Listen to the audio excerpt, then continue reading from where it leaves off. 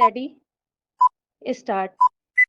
जहां की अपीलार्थी एवं मृतक पति पत्नी एक ही घर में अकेले रह रहे थे और मृतिका के गले एवं शरीर पर अनेक चोट पाए गए, जिसके कारण उसकी मृत्यु हुई थी। वहां मृत्यु के स्पष्टीकरण एवं अन्यत्र उपस्थिति के अभाव में अपीलार्थी मृतका की मृत्यु के लिए दोषी माना जाएगा।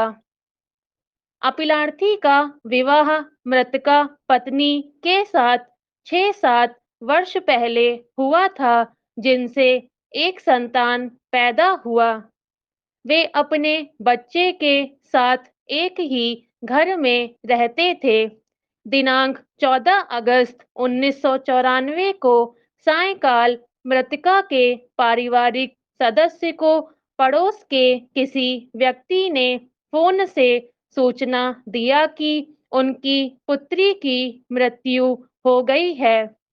वे घटना स्थल से 35-40 किलोमीटर दूर रहते थे, अतः वे अगले दिन 15 अगस्त 1994 को प्रातः 6 बजे घटना स्थल पर पहुंचे और घर के कमरे के बीच जमीन पर सफेद चादर से ढका हुआ अपने पुत्री का शव पाए।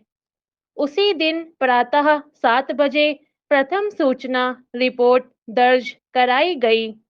अन्वेषणोपरांत अपीलार्थी के विरुद्ध एफआईआर भारतीय दंड संहिता की धारा 306, 498 ए के अंतर्गत दर्ज किया गया, किंतु प्रारंभिक साक्ष्यों के आधार पर सत्र न्यायाधीश ने मामले में अपीलार्थी को भारतीय दंड संहिता की धारा 302 के अंतर्गत आरोपित करते हुए दोष सिद्ध एवं दंडित किया, क्योंकि मृतका की गला दबाकर हत्या किया जाना साबित हुआ था।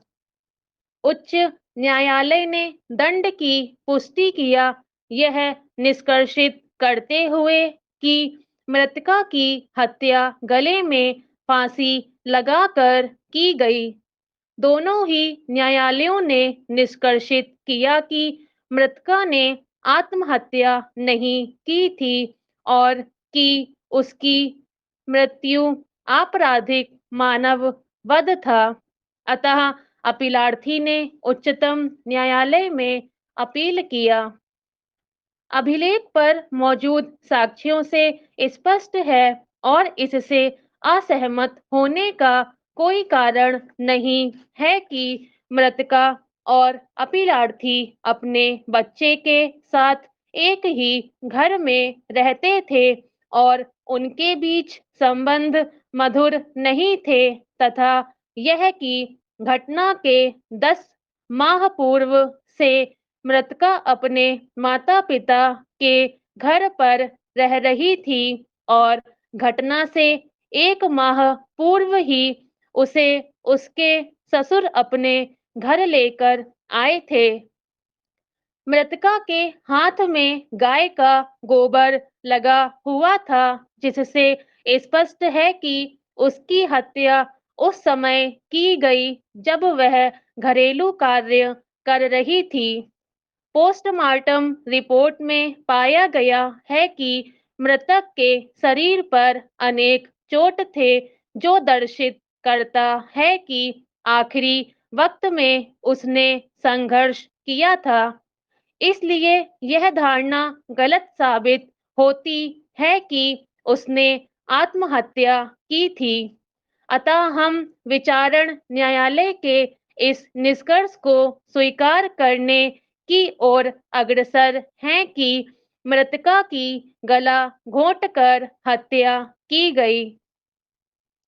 यदि अपीलार्थी का तर्क स्वीकार कर लिया जाए कि मृतका ने आत्महत्या की थी, तब अपीलार्थी का यह आचरण असामान्य है कि उसने मृतका को फांसी के फंदे से उतार कर फर्श पर लिटा दिया, किंतु किसी को भी, यहाँ तक कि मृतका के माता-पिता को भी इसके बारे में सूचित नहीं किया, विशेषकर तब जबकि वह और मृतका घर में अकेले रहते थे। जब मृतका के माता-पिता घटना स्थल पर आए, तब भी वह घर पर नहीं था और उसे 21 अगस्त 1994 को घटना के एक सप्ताह बाद गिरफ्तार किया गया।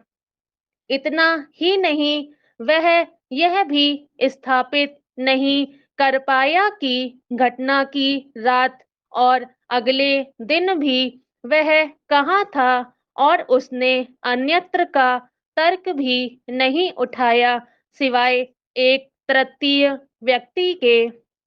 इन परिस्थितियों में यह साबित करने का भार अपीलार्थी पर ही था कि मृतका की मृत्यु कैसे हुई।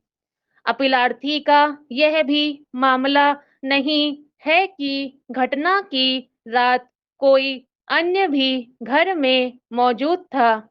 इसमें विफलता पर यह धारणा बलवती होती है कि वह अपीलार्थी ही है जिसने मृतका पर आक्रमण किया। स्टॉप।